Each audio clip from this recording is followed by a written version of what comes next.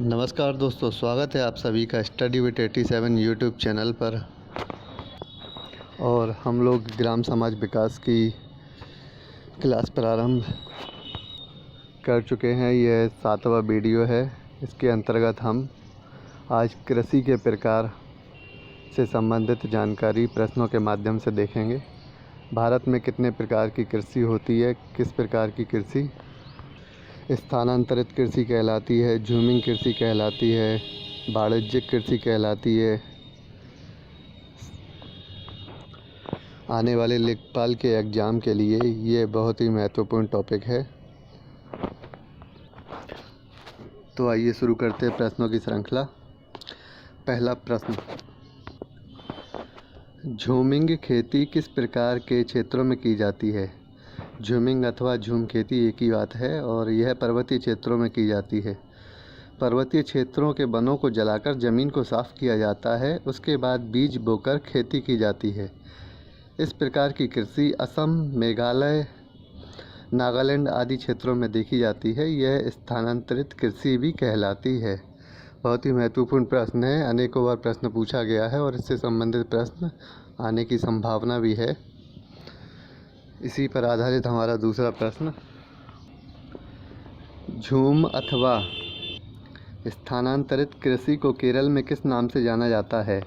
तो केरल में इसे पोड़म के नाम से जाना जाता है। भारत के विभिन्न क्षेत्रों में स्थानांतरण कृषि के भिन्न भिन्न नाम हैं। असम, मेघालय, नागालैंड में इसे झूम के नाम से जाना जाता है। केरल में पोड़म, आंध्र प्रदेश व ओडिशा में पोडू, मणिपुर में पामलू और मध्य प्रदेश में बीवर अथवा मसान के नाम से भी जाना जाता है। तो ये अन्य नाम प्रश्न इन पर बनता है कि आंध्र प्रदेश में किस नाम से जाना जाता है झूम खेती को या स्थानांतरित कृषि को, मध्य प्रदेश में, मणिपुर में, नागालैंड, मेघालय। तो इन सब नामों के विषय में याद रखिएगा, बहुत ही महत्वपूर्ण प्रश्न है।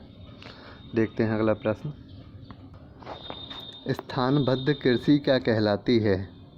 तो निश्चित स्थान पर रहकर की जाने वाली स्थायी कृषि स्थानबद्ध कृषि कहलाती है।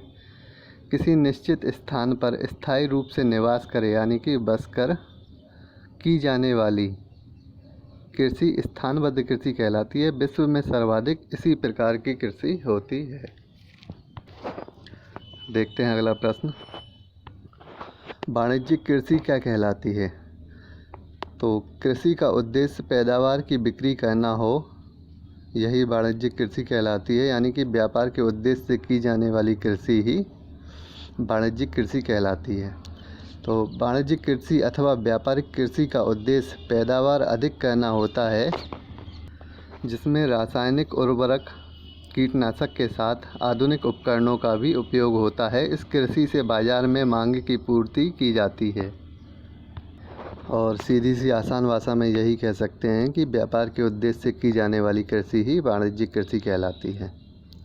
देखते हैं अगला प्रश्न, चाय, रबड़, कहवा किस प्रकार की कृषि के अंतर्गत आते हैं? तो चाय, कॉफ़ी, रबड़, कहवा यह सभी रोपण अथवा बागवानी कृषि के अंतर्गत आते हैं। व्यापारिक उद्देश्य से की जाने वाली कृषि जैसे चाय, कॉफ़ी, रबड़, कहवा, कपास आदि रोपण अथवा बागवानी कृषि के अंतर्गत ही आती हैं। रोपण कृषि भी एक प्रकार की व्यापारिक कृषि है। हमारे द्वारा चल रही लेखपाल की सीरीज में हम टॉप 10 प्रश्न लेकर आते हैं।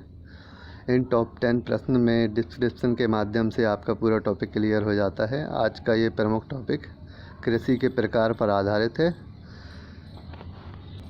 इसके बाद हमारा पंचवर्षीय योजनाओं का भाग 2 भी आने वाला है। तो चलिए देखते हैं अभी अगला प्रश्न, गहन कृषि किस प्रकार की कृषि होती है? अधिकाधिक उत्पादन प्राप्त करने के उद्देश्य से की गई कृषि गहन कृषि कहलाती है। इस कृषि में खेतों का आकार छोटा होता है। अधिक उत्पादन के लिए आधुनिक उपकरणों का उपयोग किया जाता है। यह कृषि श्रम गहन कृषि भी कहलाती है। जीवन निर्वाह के लिए की गई कृषि कौन सी कृषि कहलाती है? तो प्रारंभिक जीविका निर्वाह कृषि ही इसको कहा जाता है। भारत के कुछ क्षेत्रों में आज भी यह कृषि की जाती है। परिवार के जीवन का निर्वाह कृषि पर आधारित होता है। इस कृषि में पर्याप्त संसाधन नहीं होते। आज भी यहाँ लकड़ी की कुदाल, हल आदि से ही कृषि की जाती है। केवल अपने परिवार के भरण पोषण के लिए जो कृषि की जाती है छोटे स्तर पर, इसे ही जीवन निर्वाह कृषि के नाम से भी जाना जाता है। देखते हैं अगला प्रश्न। अगला बहुत ही महत्वपूर्ण प्रश्न है। चावल की कृषि के लिए कितने सेंटीमीटर तक वर्षा की आवश्यकता होती है? तो चावल की कृषि के लिए 100 सेंटीमीटर से अधिक वर्षा की आवश्यकता होती है। चावल एक खरीफ की फसल है जिसके लिए उच्च तापमान 25 डिग्री सेल्सियस से अधिक एवं अधिक आर्द्रता यानी 100 सेंटीमीटर से अधिक वर्षा की आवश्यकता होती है। कम वर्षा वाले क्षेत्रों में अधिक सिंचाई के उपयोग से चावल की कृषि की जाती है। कृषि पर आधारित इतनी जानकारी वैसे भी सभी ग्रामीण क्षेत्र के निवासियों को जानकारी होनी चाहिए। अगला प्रश्न। गेहूं की फसल के लिए कितने सेंटीमीटर वार्षिक वर्षा की आवश्यकता होती है? गेहूं और चावल, ये दो इनसे संबंधित प्रश्न अक्सर पूछे जाते हैं और खेती की दृष्टि से बहुत ही महत्वपूर्ण है। तो गेहूं की फसल के लिए 50 से 75 सेंटीमीटर तक की वार्षिक वर्षा की आवश्यकता होती है। गेहूं रबी की फसल है। इसे शीत ऋतु में बोया जाता है यानी सर्दियों में से बोया जाता है, जबकि पकने के समय खिली हुई धूप की आवश्यकता होती है। तो सर्दी के बाद का जो मौसम होता है मार्च के आसपास का, उस मौसम में जब खिली हुई धूप होती है तो उस समय गेहूं पककर लाल हो जाता है, तब इसे काटा जाता है। भारत में गेहूं की फसल के लिए उत्तर पश्चिम में गंगा सतलुज का मैदान एवं दक्कन में काली मिट्टी वाला क्षेत्र सबसे उपयुक्त है। तो इन क्षेत्रों के बारे में भी ऑप्शन में पूछा जाता है कि गेहूं की फसल के लिए कौन सा उपयुक्त क्षेत्र है। इन दो क्षेत्रों के बारे में विशेषकर याद रखिएगा। आइए देखते हैं अगला प्रश्न। इस वीडियो का लास्ट प्रश्न है। भूमि मानक के अनुसार शिखर ज्योत का आकार क्या होता है? तो ये प्रमुख ज्योत हैं जिन्हें भूमि के आकार पर निर्धारित किया गया है यानी नाम दिया गया है। जैसे कि 10 हेक्टेयर से अधिक की भूमि को शिखर ज्योत कहा जाता है। 1 हेक्टेयर से कम भूमि को लंब अथवा सीमांत ज्योत कहा जाता है। 1 से 4 हेक्टेयर तक की भूमि आधार ज्योत कहलाती है।